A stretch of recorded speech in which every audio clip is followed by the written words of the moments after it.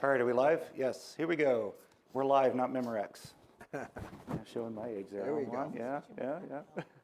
This is perfect. Are we good? Are we happy with the order? We're happy. Okay. I get to All sit right. next to Suzanne. That's a big, and Bill.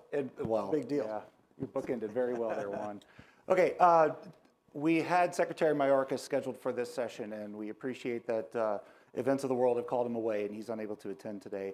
His team did send regrets, so I just want to acknowledge that, we did try to get very senior levels of the administration and folks to come out even in these tough times. But as Jane said yesterday, they are where they need to be doing the jobs that we pay them to do. So thank you, Secretary Mayorkas and your team for acknowledging the invitation and for keeping our country safe today. We're reminded of the purpose of the enterprise, the Homeland Security enterprise, by the events of the past 72 hours or so. And I want to read for you a statement signed by 21 members of the Homeland Security Experts Group that's being published as we speak. The appalling attacks by Hamas this weekend on the hundreds of civilians in a is a reminder of the dangers still posed around the world by committed terrorists. For Americans, it is a stark reminder that terrorism continues to pose a real threat. The vicious attacks in Israel will inspire other terrorists and demonstrate the kinds of tactics that might be used to destabilize a country or region. A key element of our defense must be continued vigilance and a realistic assessment of the risks we face. The undersigned members, and again, there are 21, undersigned members of the Homeland Security Experts Group urge the Congress and the administration respond to the attacks by shoring up homeland defenses that are currently at risk. In particular, the attack shows that terrorists are bent on surprise and will exploit any gaps in intelligence coverage. Now is not the time to allow one of our most valuable counterterrorism intelligence programs, Section 702 of FISA, to expire. It should be promptly reauthorized without amendments that would undermine its effectiveness. Bullet point 2, the attack combined with the conflicts in Ukraine and Nagorno-Karabakh revealed the devastating impact of armed drones in the hands of just a few attackers. Federal counter-drone authorities and the Preventing Emerging Threats Act of 2018 were allowed to expire last month. Before drones were used against the United States, we should renew and strengthen the authorities the government needs to defend civilians against such attacks. And I'll add that all 4 of us on stage signed on to this statement, as well as others from the group. So the purpose of this conversation is to reflect on what the Homeland Security enterprise truly is and where it can go in the next 20 years. So we're rough 21, 22 years old now as an enterprise. We've done a great job of keeping the nation safe from the next 9/11 style attack. What do we do next? And for that, we have Suzanne Spalding, of course, the architect of CISA, former undersecretary for NPPD. Juan Zarate was working counterterrorism financing before it was cool, and still continues to work it today through his stuff in the private sector. And Bill Evanina was the first Senate-confirmed director of the National Counterintelligence and Security Center out of ODNI, an extensive background in 3-letter agencies in the counter-espionage space, counterintelligence space, excuse me. Suzanne, I'm going to read something for you you might recognize. December 5th, 2022. The world today is more interconnected than at any time in DHS's 20-year history. Ubiquitous cutting-edge technologies, economic and political instability, and our globalized economy have erased borders and increasingly bring threats and challenges directly into our communities, to our schools, hospitals, small businesses, local governments, and critical infrastructure. Our homeland security has converged with our broader national security. Secretary Alan Mayorkas at CSIS. Suzanne, what does he mean by that? We typically think of Homeland Security as counterterrorism, post-9/11 framework. What does Secretary Mayorkas mean by advancing the enterprise, combining it with the larger national security enterprise? Well, I think he said it very clearly, right? That and we never really had this myth. I mean, that was part of the myth that was pierced on 9/11, to the extent that anybody thought we were this island, this secure island, disconnected, and our security was somehow not connected with the broader world. But we've certainly seen the connections, as he says, increase. It's so interesting to me, Rob. I would butcher the French version of this. Plus ça change. Don't ask me. Plus le même. My The more French things teacher had a change, lisp. the more they stay the same. I think if we had this panel last week, there would have been more tendency, more discussion about the fact that DHS was created as a counterterrorism, primarily with a counterterrorism focus, and that terrorism was really receding in the rearview mirror to a large extent, and that it was time to move on. And I'm not suggesting that anybody on this panel would have said that, but I think there was that sort of sense, and it is a reminder, as the statement that we put out from the HSEP reminds us. We've gone from being worried about foreign terrorists coming in across the border into this country to do us harm, to realizing that they didn't have to come in physically across the border because they could come in online and inspire people already in this country to conduct acts of terrorism, to thinking, no, what is our actual most serious threat today, far and away, is a purely domestic threat that isn't even inspired by what goes on overseas, but is inspired by a perception of what is going on in our own country, to realizing that we can't leave these things behind, right? And we are now again thinking about a threat that may be inspired by events overseas and the way these events are brought home in such an emotional way online. So it is a reminder that for DHS, they can never take anything off the table in terms of their threats. It's always accumulative. It's just new threats that get added. I think it's important for us, and I know we'll talk about what are some of those new threats and how's that threat landscape changed. I think when they created DHS in 2003, there was a sense in 2002, they thought they were putting pretty much all the relevant organizations into one department that could deal with terrorism. And if that was ever true, and that's questionable to begin with, it certainly is not true today. And so part of what I think Secretary Mayorkas was getting at is the challenges that we face. Not only are they international and go across borders or ignore borders, but they are very much interagency, and that's why we keep hearing this whole of government, whole of nation approach that needs to be brought, and therefore everything that is needed to defend the homeland is not within DHS, and I think there are a lot of implications for that. One of the things it's made me realize is maybe it is appropriate periodically to reassess the elements of DHS, and I'm giving an opening for Juan to pick up here. Do we have the right elements in this department if we get over this idea that we got to have everything in one place? If it's not everything in one place, then what should be in one place? Sure. And my first candidate for reassessment would frankly be immigration. As in, bring it further into the department? No. Separate As it in from the department? Think about separating that out from the rest of the Homeland mission. My concern is that we took this issue and securitized it in a way because we were worried about bad guys coming in from the outside.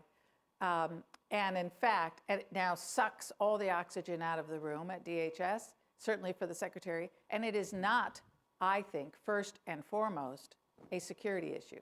It's an economic issue, it's a cultural, social issue, it's a political issue. It is not, in my mind, first and foremost, a threat, physical threat to Americans. And to put a fine point on it, you're saying immigration, not border security. Well, that would have to be part of the conversation, right? Right. How do you bifurcate the two? Where does Or do one you stop bifurcate and the two, or other do you start? take, or do you? Or is it a whole right, package? Right. Yeah. Juan, same question to you. Past 20 years, next 20 years. Yeah. I won't pretend to read the mind of Secretary Mayorkas, but I think he was making the rather obvious proposition that, look, you can't hide behind our oceans. The risks of the 21st century, especially in the digital domain, are global and transversal. And there's no way to have that neat divide. And we have to consider even things that appear isolated, whether in the United States or abroad, as being fundamentally, potentially relevant to our security and the health of our country.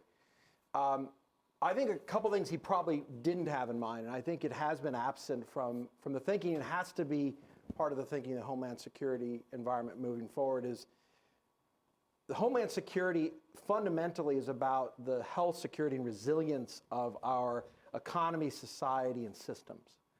And we often forget that because we get caught in the question of threat vectors, threat actors, almost sort of a post 9/11 hangover. Right. And we're constantly looking backward. Now, part of the raison d'etre, excuse the French, of our group is to have that historical memory, because that historical memory is so important and valuable. But it's also a bit of baggage. And I think part of what we've lost is this sense that we're in a period where we have to think differently about the threats. And that means a different sense of the Homeland Security enterprise and what Homeland Security means. And I'm hoping that what the Secretary was talking about was thinking differently about how we defend our systems, create the resilience that we need. All the things that you did from a cyber perspective, Suzanne, which was incredible at the department. All of those things that are systemically relevant, where it doesn't matter if it's a state actor or a non-state actor, a criminal group or some hacktivist somewhere. The reality is we have to defend and build resilience in our core systems. And so that, I think, has been lacking in some of our strategic thinking, because at that point, we then start to look at the threat landscape differently. Because at that point, it's less about attribution of an attack or building a case against a particular terrorist group or criminal group. And it's more about what are we doing to build and harden our defenses so that it actually makes it unattractive for actors to try to attack us, to have the deterrence of a resilient society that can weather any sort of crisis. And that, frankly, begins to allow us to think about different components to what defense really means. In the domain that I worked in, recall I worked at the Justice Department, Treasury, and then at the White House running counterterrorism for 4 years for President Bush. In those domains, you often had pockets of expertise and silos. But we're in a period, and Bill led a great discussion today in a breakout session yesterday on investment security. We're now in a period where you have new domains of conflict and potential vulnerability as a result. Right. Either led by China or Russia or their proxies. Think the Wagner Group in the context of Russia. Think Hamas, Hezbollah in the context, or PIJ in the context of Iran, and China, hacktivists and others. And so we then have to think about these as domains of not just competition, but even potentially conflict and vulnerabilities. And so, akin to what Suzanne was saying, we do need to think about how we're organized. We do have to think about the raison d'etre of the enterprise and the institutions. We have to think about new formulations. How do we think about the resilience of our financial and commercial system in a way that allows us to be resilient, allows us to compete effectively, that allows us to think differently about the use of capital as a form of power, which is exactly what the investment security regime is about. And so these are all new forms of power and competition that come from state and non-state actors that challenge our systems, and that I think make the Homeland Security enterprise even more important today than it was in 2002 or 2003 after it was created. So I think in that regard, these kinds of conferences and this community of interest is even more important, because we've got to think forward with the threats, with the environment, and frankly, we have to challenge the orthodoxy. We really do, yeah, and I appreciate that. That's what we do try to do here, not just challenge the orthodoxy, support those in the positions and try to think forward in the way that our nation and our populace thinks about these challenges. Bill, yesterday in our group session, you're referring to our branding, but I think we can apply this larger to the enterprise as we discuss this.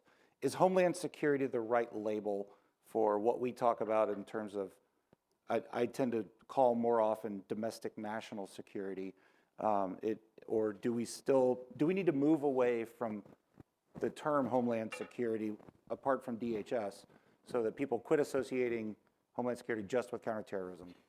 I think we do, and I'll premise that by saying, as much as everyone here knows me from my last role, the first 15 years of my life, I was a counterterrorism agent in the FBI. So it's, at the end of the day, it's tried and true to my heart is counterterrorism. So I was part of the Flight 93 investigative team, part of the anthrax team in New Jersey, and I remember like it was yesterday when we're investigating all these events and cases and what's next, and then we got this lead out of Zubaydah, I think, was that that they were sending in terrorists to drive tanker trucks to blow stuff up. We were like, what? Where did that guy get that idea? Like, so for me, I look at time and space now. What is that now? Like, what is the? Are we? I heard the word today twice. Apathy. Are we apathetic to thinking beyond what we know and what intelligence drives us to think? The 9/11 effect again. Are we just apathetic because we see things? And I'd like to say that the hard part is not bifurcating terrorist organizations and nation-state threat actors. And so the Homeland, I would say, to Juan's point, let's securing the Homeland. You have to ask the question: from what?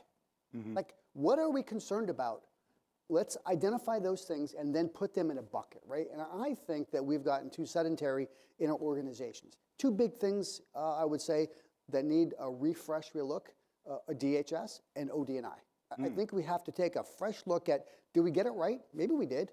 But to Suzanne's point, are there things that we could tweak, right? We have to look at those organizations, those bodies of aggregate entities as a living document. Yeah. As a living body, our threat surface has changed so much in 20 years, but the government did not. Not only the government did not, the ability to train our analysts did not change at all, right? Analytic tradecraft did not change. And then we do make changes, excuse me, on language, we do it half-ass, right? So, and I would say to Suzanne's world, I remember being at an event where Suzanne said, we need this thing, this entity, right? And it ended up being called CISA. And everyone thought, well, that's a great idea. Well, we've never had cyber and security in one spot, and there was the whole, well, we have NSA, but for me, in the FBI world, in the ODNI world, I thought it was a great idea. So what ends up happening, we put it together.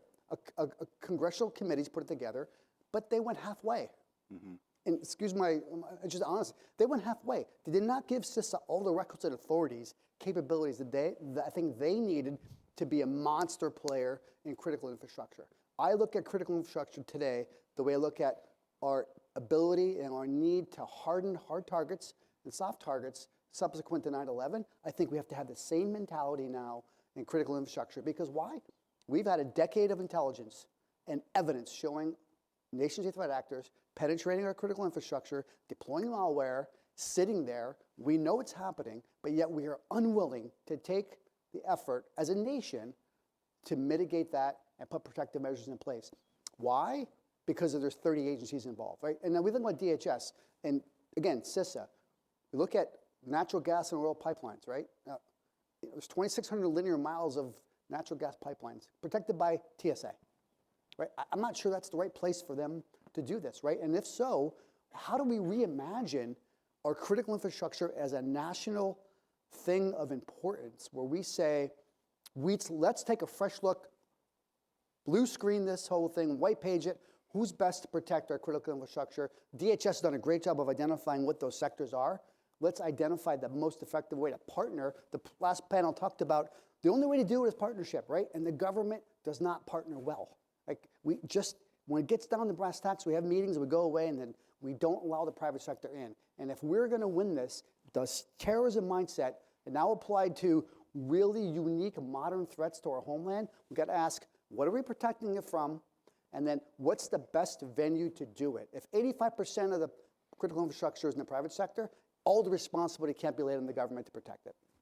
So I would say your comment about partnership also applies gov to gov. When we used to host another event in a small mountain town out in the Rockies, we often heard from our government attendees there that they got to see their counterparts from other departments and agencies in 30 minutes on a panel at our event than they did the rest of the year. So, there are benefits to events like this to bring people out of their silos and engage. Not trying to tout our own event. It's amazing, I know. Including state and locals, right? Including Colorado. state and locals. You're absolutely right. Yes, yes. And that's something that we're trying to do here more of as well. Okay, so all three of you alluded in some way, shape, or form to the current global strategic effort, whether you call it Cold War 2.0, great power competition, what have you. There's some huge distinctions in my mind, okay? The United States and the Soviet Union writ large had at max 2% GDP economic ties together over the course, that's the high water mark, over the course of a 70-year Cold War. 60 years? Did I get my math wrong there? Something like that. Okay, we have a huge intertwining with China. We called it civil defense in those days, and it was mostly reaction to incoming missile strikes and perhaps some, FEMA was founded for that reason and took on the natural disaster role as well. Now we've shifted into a globally intertwined economy and society. The borders and waterways and the oceans that surround us no longer provide us the geographic standoff that they used to. As we look at Cold War 2.0, great power competition, is this not more of a whole society effort? Should it not be more of a whole society effort? And therefore, messaging about Homeland Security or whatever we put a new moniker on, if we do, should we not be reaching out to the American people and getting that buy-in that this is a full team contact sport? And how do we do that? Juan, you seem eager. I think that's right. I think there's an element of messaging here, and I'll talk about that. But first, you have to take a step back. This is a very different competition, right? We have a near-peer competitor that is an economic power, an economic almost equivalent, a rising military power, a power that wants to be a science and technology leader, that has a system that's very different from ours, a state authoritarian capitalist system with state-owned enterprises that are the leading edge of their development, engagement in the global community, but also a resource for the national endeavor in China. And the Chinese are very clear about it now. They're very clear that they see science and technology as a form of power. They see their banks as a form of national power. They want to displace the American financial system, if you will, even exploring de-dollarization with the BRICS Plus, et cetera. So we're now facing a near-peer adversary that has power in various domains and is willing to challenge in those various domains. And I think if you look at it that way, then you not only have the military domain, you not only have the financial and economic domain, but you have the information domain, you have cyber, you have space. All of these are now domains of competition, if not conflict. And to Bill's earlier point, many of these are where the private sector, if not dominates, has a key role to play. Absolutely. And society does as well. And so that requires in a very different way about thinking about defense in depth, and resilience. And that requires, and we've heard it throughout this conference, we've heard it in other sessions, where we have to think creatively about public-private partnerships. We have to think about how we operationalize these things. Bill, you talked about how we should be bringing the private sector in more closely. The last panel was talking about some of that new regulatory frameworks. We just have to think differently about how we're organized, because if these are domains of conflict and competition, then we have to organize ourselves that way, and we have to align our elements of power. Final point on this. We have to do that in a way that preserves our very nature and our power, right? We can't begin to have industrial policies that has the government taking over every industry or directing every last dollar of investment around the world, right? You begin to kill the golden goose, if you will. Right. And you don't want to become a state authoritarian capitalist system, and you don't want to become a command economy in the rest. And so how do we square that circle, I think, is the major challenge of the 21st century, of the Homeland Security enterprise and the national security establishment as well. And a final point, going back to your messaging point, I think we have to be very clear to the American public that the barbarians are at the gate, be they state actors or non-state actors. And those barbarians see our vulnerabilities, our foibles, our divisions as things to exploit. And they're doing it all the time. They're doing it intentionally, and they're going to be doing it even more aggressively moving forward, because our greatest weakness is our division and our distraction. And the enemy knows that. The more that the Chinese can pump out misinformation about the Maui fires, which they did, they will do. Right. The more the Russians can pump racially divisive messaging into the next election, as they've done in the past, they will do. The more that Hezbollah and Iran can create divisions in our society between Muslims and Christians and Jews, they will do it. And so we have to be clarions for each other to say, we're Americans, the barbarians are at the gate, and this is a whole of society reaction. And if we're not careful, we're going to be finding ourselves like in the Rod Serling Twilight Zone episode of The Monsters Are Due on Maple Street, right? Where the aliens come and all they have to do is create the division and have us begin to fight each other. That's the real risk here, and that's the messaging that has to go out. That was one of bin Laden's strategic objectives. Has he achieved that? Bin Laden didn't. No? We're doing it to ourselves. doing it for ourselves. We have met the enemy, and it is us. It is us. And this is what worries me. I think this disinformation threat is huge.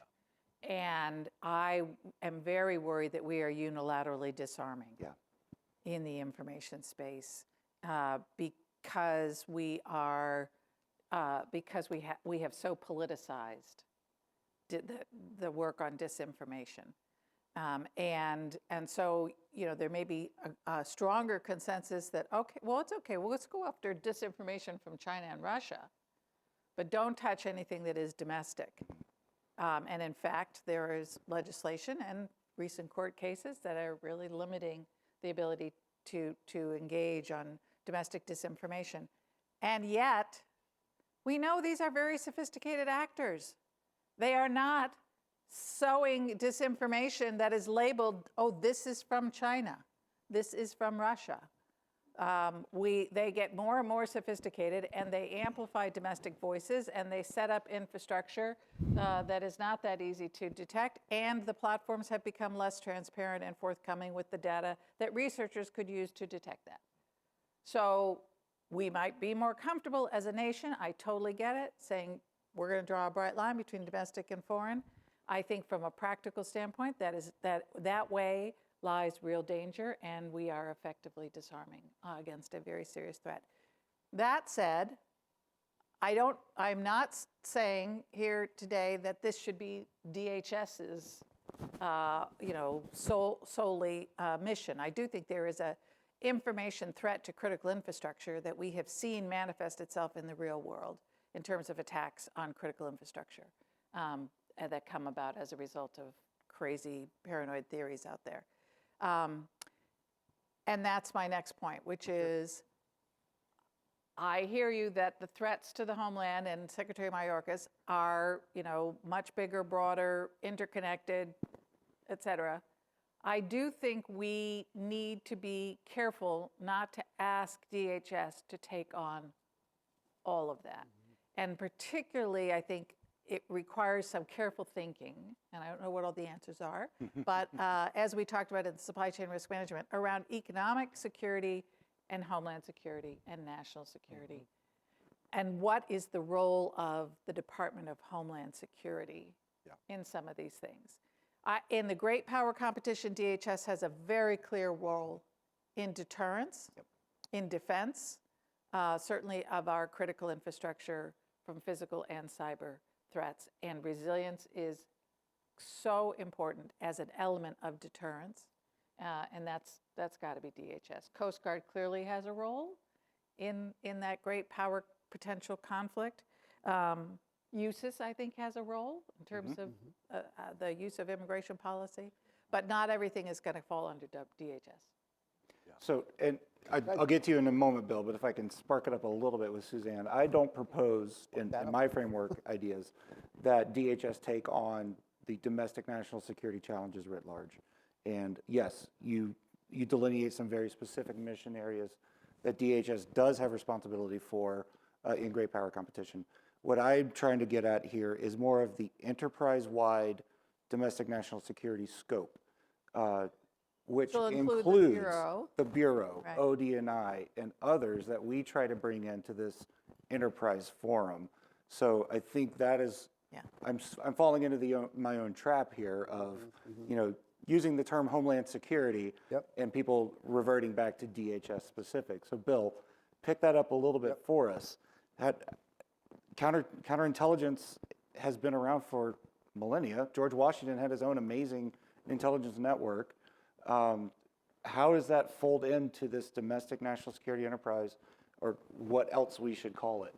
I think it folds in perfectly, and I'm going to put that, the white hat on with half black from a counterintelligence perspective, and just riff off Suzanne's point about misinformation, disinformation, right? So any good intelligence service has to perfect that, right? And every bit of misinformation, disinformation has got to have 10%, 15% of truth, right? So there's always going to be the naysayers. Yeah. My concern here is, and I lived this day to day during the last in election cycle, no one trusts the government right now.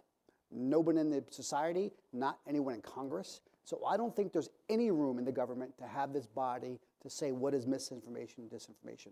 There's not a good suggestion out there. My thought has been the only place we possibly could succeed, because I say this, I've seen the intelligence collected in 2020 prior to the election of the amazing work the Chinese and Russians were doing on deepfakes. That was 3 years ago. We know they're coming out with just monumental, phenomenal deepfakes that are going to rock our core fabric of the United States. Who's going to believe that stuff? There's not a body out there that's going to say, that's true, that's not true, that's half true. And the only, down the road, it can't build this today, an FFRDC can either be existing or a new one, can serve that role where someone in America will believe them, right? We have a believability factor of close to 0 right now. And there are a lot of good ideas. I just don't know the government right now has the bona fides in the American public or on the globe to say what agency it should be in. On the Homeland Security concept, I would say we have to expand, and to use Juan's methodology, think bigger, along the scope. Why can't private sector be part of our homeland protection, right? They certainly can. We have to be willing as a government. For instance, in my old job, we found some amazing intelligence collection apparatuses in the financial services sector. We couldn't take any of it, right? There's this brick wall of, well, we don't have the authority to take private sector data. Why not, right? It's not a law, right? We're just unwilling to get through the GS-14s and 15 attorneys in the government to say, let's think big here, right?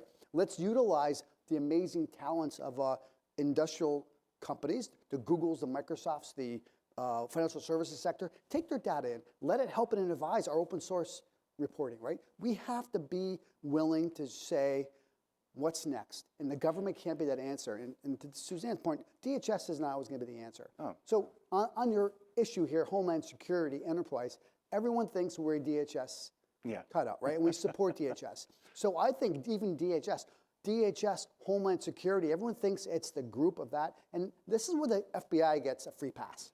Oh, we're not part of that. Right. We're not, we're different. That's DHS, Homeland Security. Oh, we're different, right? We got to break that down, right? We can't let the FBI have a free pass and saying they're only going to be a part of this when they want to be, or when it suits them well, right? Yeah. They have an independence that I think serves them when it wants to serve them, but it also has to be ability to bring them in. And I think if we don't have those transformational leaders yet in Congress, but if we do get them, that's when we start to look at, okay, the government in 1978 is no longer working for it is now. Right. It's time to break some glass and put some things together. And USIS, immigration, border, get them out of DHS.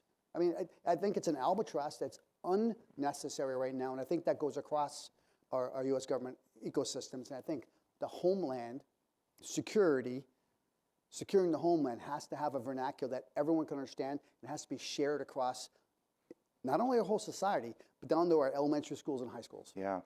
And I would go, if I may want, I would go past line and block charts and discussions of whether the Bureau gets involved in this or not and I would point at Congress and say authorizations and budget cycles need to be aligned with a security versus non-security mentality. When you pass a DoD budget and a DoD authorization, there should be a comparable DHS and other security services on its coattails going through. And then when we approach, God forbid, yet another shutdown, the security apparatus are already in place and noted as essential and effective going forward. And then you can worry about the other non-security stuff second. So I'm sorry I cut you off. No, Robbie, I think you're right on the budget issue. I think a challenge that you have, and Bill's sort of touching on a couple of these, is one, if you define the space too broadly, it begins to swallow everything. Yes. Because I've been an advocate, as most folks know, for a long time, that the Energy Department, Treasury, Commerce, all need to be brought into this. And frankly, energy needs a leading role on securing our energy infrastructure, and Treasury on the financial system. And they do, but they need to take more and more ownership of it. And in fact, as we think about national economic security more broadly, both Treasury and Commerce have to play a much more dynamic role as opposed to a programmatic role. The role I played at TFI, the Office of Terrorism and Financial Intelligence, or the CFIUS office, there has to be more of a whole of government role led by them. But the challenge is it then begins to swallow the entirety of how you view the enterprise. So that balance is really important, and it needs to be drawn. The other is you do need the government leading. You do need the government sharing information. But Bill's absolutely right. The corrosion of trust is pretty dramatic in our institutions. Again, the enemies know this, and they're trying to foment it. Where I see the challenge really is in how we think about validation, evidence, and proof. I taught a class on this for about 8 years at Harvard Law School, and it was clear that our adversaries, including Putin, had it as a strategy to challenge the very notion of truth and proof, right? And part of that is attacking the institutions that provide validation and proof. Part of it is feeding off of mistakes that we made, the Iraq WMD intelligence debacle, right? And so every time an incident happens, the response is, we'll prove it, or we're going to hide our hand, or we're going to make attribution harder. We're going to create less transparency, more opacity. So that is at play as well at a time when we actually need to reinforce what's happening in the environment. We've got to bring clarity. And you don't know who or what to trust. And in that, you've got then deep fakes and AI. So this is a real challenging environment for us because I think the enemies will know how to play in that space and will challenge us in the context of legitimacy and proof and what is truth. And I just want to say, I don't think, I totally agree that government can't be the arbiter of what is truth in most instances. I do think state and local election officials can be the arbiters of what is true about how an audit is run, and we shouldn't be afraid of that. And we should support them in every single way that we can. But government can provide, do research and analysis on what is sticky, right? What is the impact? What kinds of disinformation should we worry about most? The researchers, even outside researchers today, are being chilled from doing that kind of research to help us get our arms around this. Provide to not just state and local election officials, but everybody, companies, critical infrastructure owners and operators, best practices for being prepared for detecting and countering disinformation that may be harmful, right, to their security and their resilience. And then I will close with my favorite issue, which is... You're going to pivot to our last question. Civics. What this disinformation ultimately does is erode the basis for our democracy, which is an informed and engaged citizenry. The greatest danger from deep fakes is less that people will believe them than that people will believe nothing, because they've been proven to be fake, and so now they think everything is fake. They believe in nothing. And then they stop being informed and they disengage. And we cannot hope to sustain our democracy if we don't teach it. And we've stopped teaching civics. And we need to remind people that the beauty of democracy is change, and they have to be the informed and engaged agents of that change, and that's what unites us. And it's okay for democracy to be messy every now and then. Juan, Suzanne advocates for renewal of civics. What would you advocate for going forward? A realization that we are in a new kind of domain of conflict and competition, where we're going to have to figure out pretty creatively, in concert with the private sector, how we defend ourselves and what homeland and national security looks like. And that will require not just advising the private sector or even doing some creative things, public-private, but some new modalities. I've written about using the constitutional provision on letters of marque and reprisal to allow for the private sector to self-defend. We may come across that in the cyber context. I know there's a lot of controversy around that. In the anti-drone context, in other ways where we need to think perhaps a little bit differently about how we defend ourselves when the infrastructure and the systems are in the private sector's hands. Juan Zarate, the chief pirate of the United States. There we go. Fired. Bill Evanina. Everyone knows what risk-based management is. We heard from Bob today and the other supply chain folks. I'm more of a reality-based management guy. Yeah.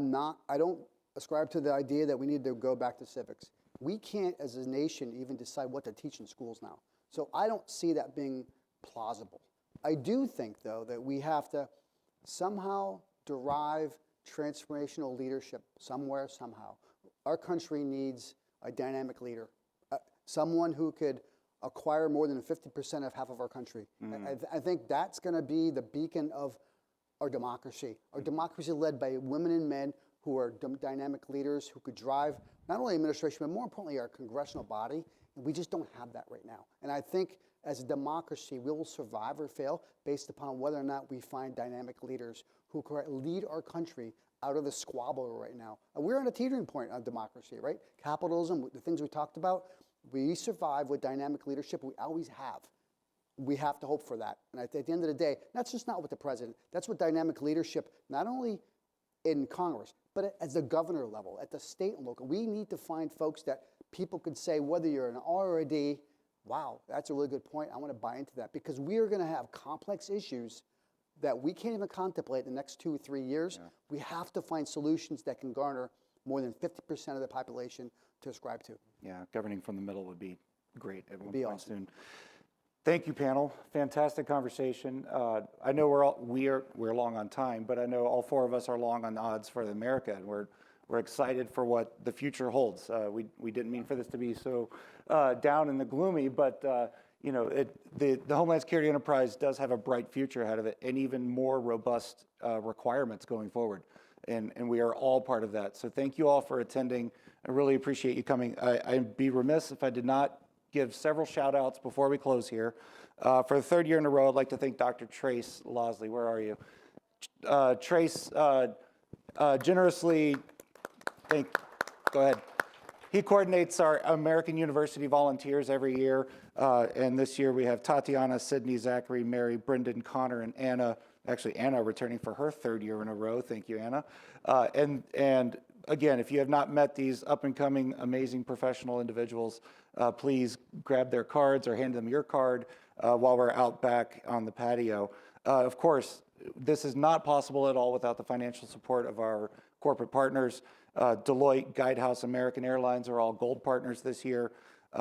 Clear, Google, IDEMIA, S2 Global, J.H. Whitney, United Airlines, and Pangaeum were all silver partners this year.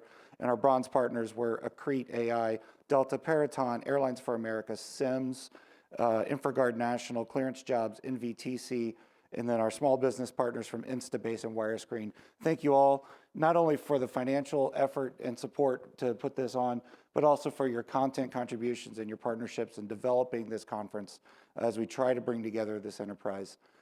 That is all from me. I'm going to ask Juan Zarate to please say a few remarks, close us down the 2023 Homeland Security Enterprise Forum, and then after Juan is done, you're welcome on the back patio for drinks and cocktails and hors d'oeuvres. Yeah. Rob, thank you. On behalf of the Homeland Security Experts Group, Secretary Chertoff, Jane Harmon, who couldn't be here to close it out, I want to say thank you to everybody for attending.